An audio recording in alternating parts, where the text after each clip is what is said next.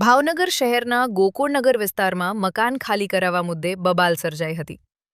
મકાન ખાલી કરવા ધમકી આપતા શખ્સ અચાનક બેભાન થયો હતો.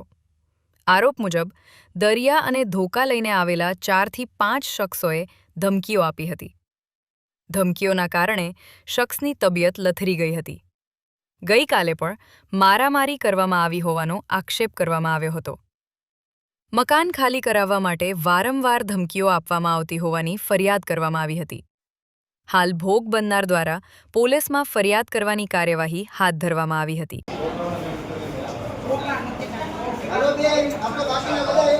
તમારું નામ? દિલાવરભાઈ. દિલાવરભાઈ, કઈ જગ્યાએ રહો, શું બનાવજો? આ લોકો 10-12 જણા કાલે આવ્યા હતા. રિયોસ કઈ જગ્યાએ? ગોકુળનગર. એ ક્યાં આવ્યું? એરપોર્ટ રોડ ઉપર. શું બનાવજો હવે? મકાન ખાલી કરી નાખો છે. કોણ કેસ? ભરવાડો કે એના બનતું કે મને કાલે માર્યો છે. ખાલી કરવાનું કઈ કારણ? 30 વર્ષથી રહું છે. આ લોકોનો કબજો જ કરી લેવો ફોટો. કેટલા જણાને અત્યારે માર્યું? કરે મને કેટલા જણા મારવા વાળા એ તો મને ખબર નથી. આ લોકો શું હથિયાર હતું ભાઈ પાસે? ધોકાને એવું બધું હતું આ લોકો પાસે. કેટલા જણા હતા? ઘણા જણા હતા. શું નામ છે? બંતુભાઈ નામ. બીજું? બંતુ. પછી બીજા ભરવાડો એને ખબર છે બધું. એ મને કાંઈ ખબર નથી. અંદાજે કેટલા હતા? 5, 6, 7, 8 જણા હતા. કોઈના નામ આવડે બીજાને? હા, આ વિશે પોલીસ ફરિયાદ કરવાની છે?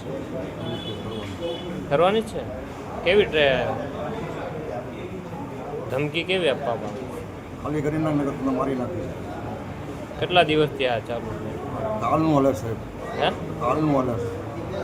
પોલીસને જાણ કરી આવી છે? ના સાહેબ નથી કરી. મને ધમકી આપતા હતા. કરતા નહીં કોઈ. ધમકી શું આપે? કરતો નહીં કે મને મારી નાખશું તારા બચ્ચાને બધાને. અત્યારે પોલીસ ફરિયાદ કરશો? હા. તમારું નામ બેન? મુમતાઝબેન. મુમતાઝબેન, કઈ જગ્યા રહ્યો? Gokulnagar airport road. શું બનાવજો બેન?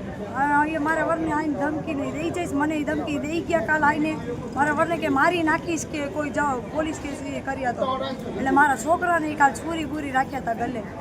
શું લેવા મારવાનું કારણ બેન? મકાન ખાલી કરવાનું કે છે. મેં 30 વર્ષથી મકાનમાં રહું છું.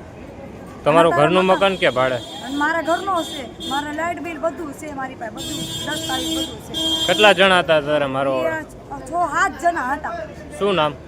એનો એકનો નામ મંટુડો છે અને પ્રતાપ નાનું મોટું છે.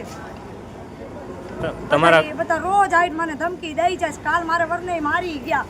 કાલે મેં આ દવાખાના આવી હતી અને આજે આવીને મને ધમકી દઈ ગયા. એટલે મારા વરની બીપી વધી ગઈ છે. અત્યારે કેટલા જણા હતા બેન? અત્યારે 4-5 જણા હતા. શું નામ છે? મંટુડાને એ હતો. શું હથિયાર હતું ભાઈ પાસે? એ બધું લઈને આવ્યા હતા. ધારિયા ને બધું લઈને આવ્યા હતા. 20-25 જણા પછી બીજા 20-25 જણા લઈને આવ્યો. 4 જણામાંથી કોઈનું નામ આવડે છે બેન?